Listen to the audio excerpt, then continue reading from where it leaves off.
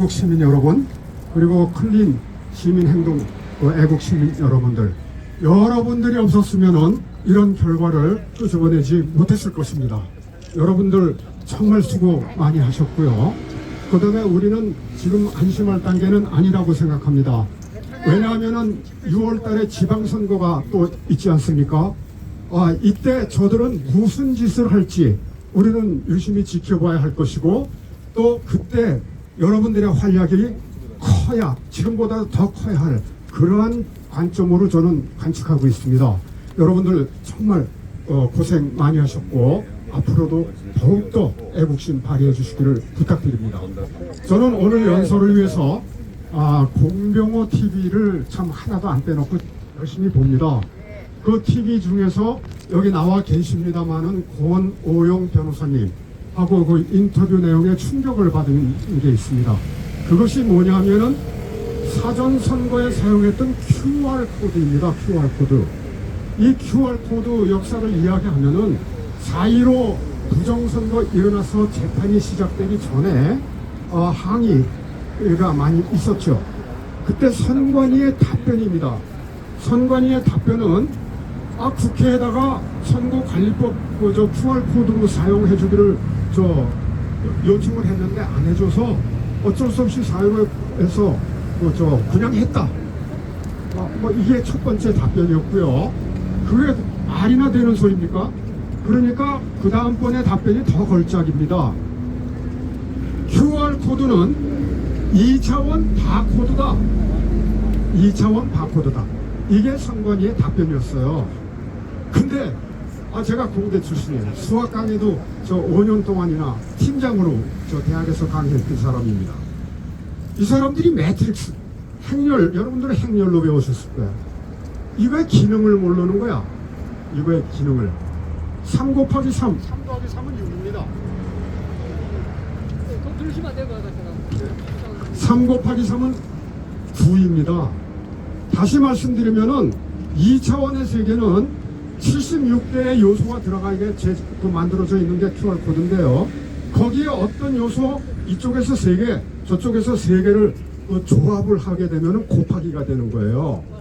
기능상으로 다 코드가 될 수가 없는 것입니다. 근데 그따위 변명을 해왔거든요. 근데 요 며칠 전에 우리 권오용 변호사님하고 공병호 박사하고 인터뷰한 거 들었더니 이 부정선거가 거슬러 올라가면은 2017년 대선입니다. 문재인 대선, 거기에서도 부정선거가 있었다라는 증언을 하고 있고요. 그 이후에 2018년 지방선거, 여러분들 아시다시피 경북 지역 빼놓고는 싹 쓸어버렸어요. 참 쓸었습니다. 이건 일어날 수 없는 일이죠. 거기서는 무려 25%의 부정이 있었다, 이렇게 증언하고 있습니다. 그리고 4.15 지금 진행 중입니다. 4.15. 그런데 4.15에서 재검에서 문제됐던 거 증거에 대해서 한두 가지가 아니죠. 한두 가지가 아닙니다. 그 중에서 한 가지만 여러분들한테 좀, 일반 사람들이 가지고 있는 의구심, 이것이 대법관이 어떻게 처리했는지, 대법관이 범죄자인지 아닌지, 이거를 한번 묻고 싶은 거예요. 제가 여기 1,000원짜리 가지고 나왔습니다. 여러분들 이거 진패입니까? 위패입니까? 이게 진패라고 한다면은 기술적으로 거기에 지문이 있는 거 감정하기 이전에 우리 일반인들은 무엇 갖고 진패라고 합니까? 여기에 한국은행 총재인 이게 있거든요. 이게. 그런데 6.28 재검에서 관리인 도장이 없는 이 투표지를 갖다가 유효표로 인정했어요. 유효표로. 자, 그렇다면은 누가 책임을 져야 하는 겁니까? 그거 부정 투표로 했을 때. 그러면 내가 지금 위패를 만들어서 사용해도 되는 겁니까? 안 됩니다. 답변해 보세요. 안 됩니다. 이거 사용해도 되죠? 안 됩니다. 대법관은 분명히 직인이 없는, 사인이 없는 걸 갖다가 유효표로 인정했어요. 또 묻고 싶어요. 대법관이 언제 부정이냐 아니냐를 판가름하라고 그랬지 유효표냐 아니냐라고 판가름하라고 했습니까? 어느 헌법에 어느 규정에 있습니까? 그거 당신들의 권한이 누가 부여한 권한입니까?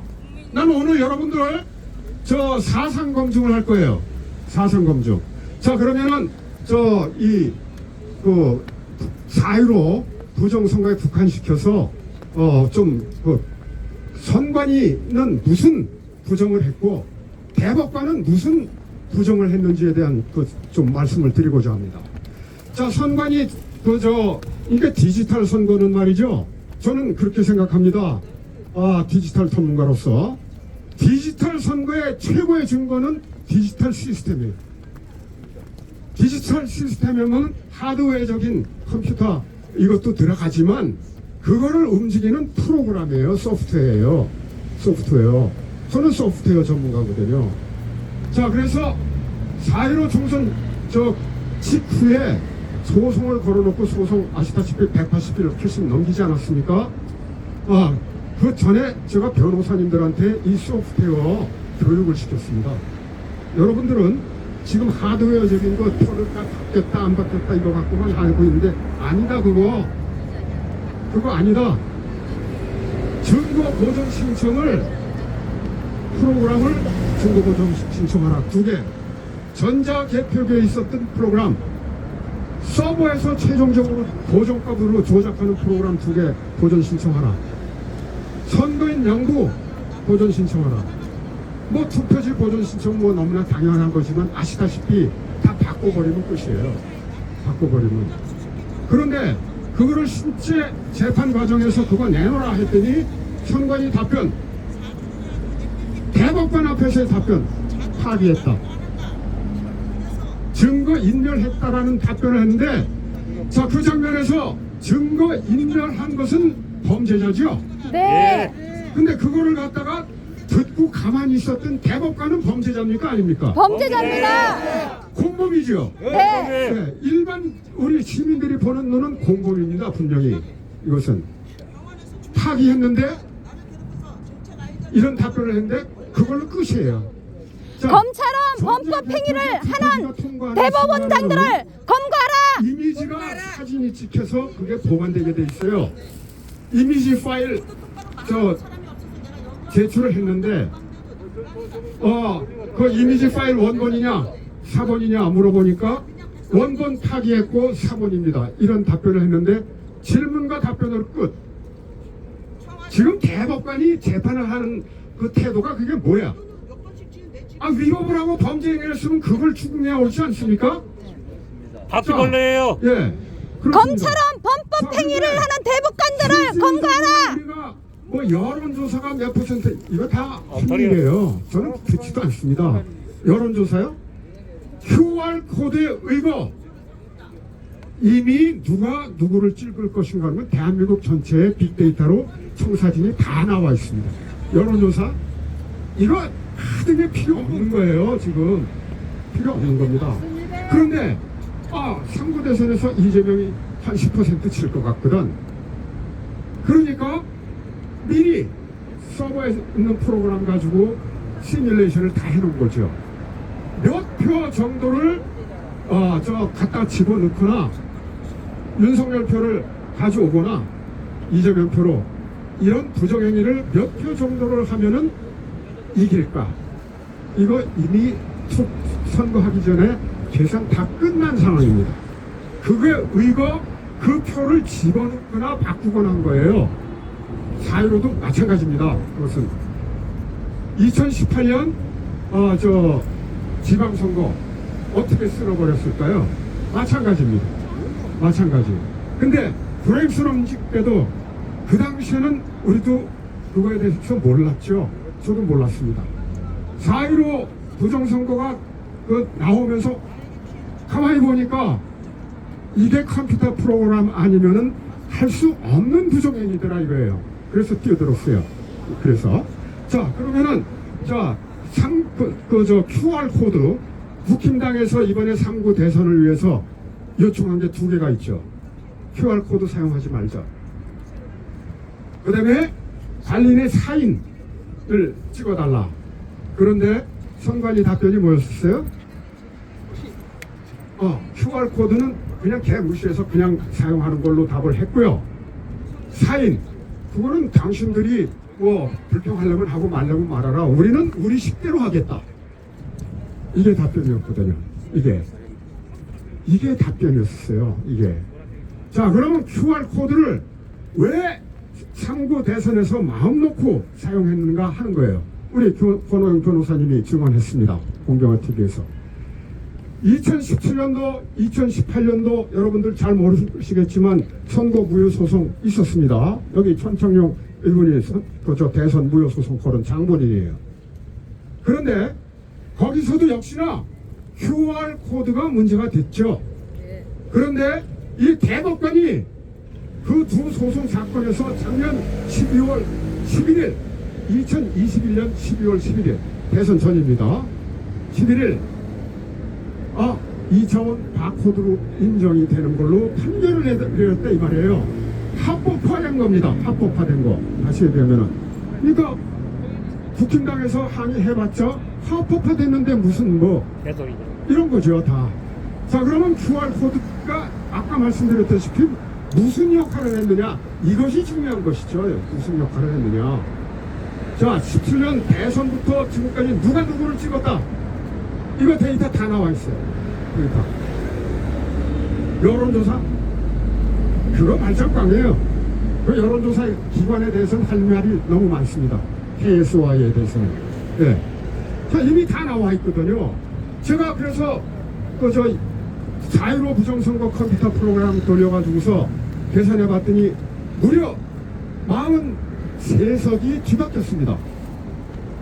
그 중에 인천 연수구을 워낙 차이가 격차가 크니까 사전 투표에서만 조작한 게 아니고요. 거기는 당일 투표에서도 조작했어요. 거기는. 예. 3구 대선 계산을 해보니까 329만 표가 차이가 났더라고요. 그런데 1%를 이기고자 했어요. 1%를 가산을 했더니 약 350만 표 차이가 실질적으로 났습니다. 윤석열 후보가 실질적으로 얻은 거는 1640만 표가 아니고요. 1740만 표는 1740만 표. 그리고 이재명이 얻은 것은 1615만 표가 아니고요. 1470만 표뿐이 안 돼요. 두 개를 빼보니까 실질적인 격차가 났어야 하는 것은 329만 표야. 근데 1%를 이기고자 했으니까 그 0.7% 진 거에 더하기 1%까지 했더니 약 35만 표 실패를 했더라고요. 이걸 막은 것이 여러분들이에요. 네. 35만 표. 아까 말씀드렸지만 황교안 대표님께서도 말씀드렸지만, 자, 어디에서 차질이 빚어졌느냐. 실제 투표자 수는 4,000명인데 기록을 해서 옮겨가려고 하는 거는 뭐 예를 들면 8,000명이다. 이거 여러분들이 잡아내지 않았습니까? 방방곡곡에서 그런 게 있었다 이 말이에요. 그거 잡았죠. 거기서 차질 빚었어요. 그 다음에 예상됐던 거지만 확진자 당일 투표에서는 나중에 문제가 생겨갖고 내가 투표함에 넣겠다 이렇게 되지 않았습니까? 근데 그 전에는 방역법 이런 사람 공무원 아니라고 합니다. 정체가 뭔지 모르겠어요. 그 사람들이 투표지 갖다 주고 봉투 갖다 주고 뺏어서 저희들이 투표함에 갖다 넣었다 이거야. 그런데 그 사전투표 당일 에서 은평구에서 3건의 이재명 표가 나오지 않았습니까? 그래갖고 그 사건 때문에 노정이 검찰 수사 받고 있는 상태 아닙니까? 근데 이걸 아셔야 돼요. 4.15 부정선거에서 그 수없이 많은 증거들이 나왔음에도 불구하고 선관위의 답변은 관리부실, 부실관리입니다. 부실관리, 관리부실은 행정적인 거예요. 그렇지만 이 증거 자료는 범법행위를 얘기하는 것과 다르다고 생각됩니다. 그래서 제가 오늘 연설을 위해서 부정선거가 만일에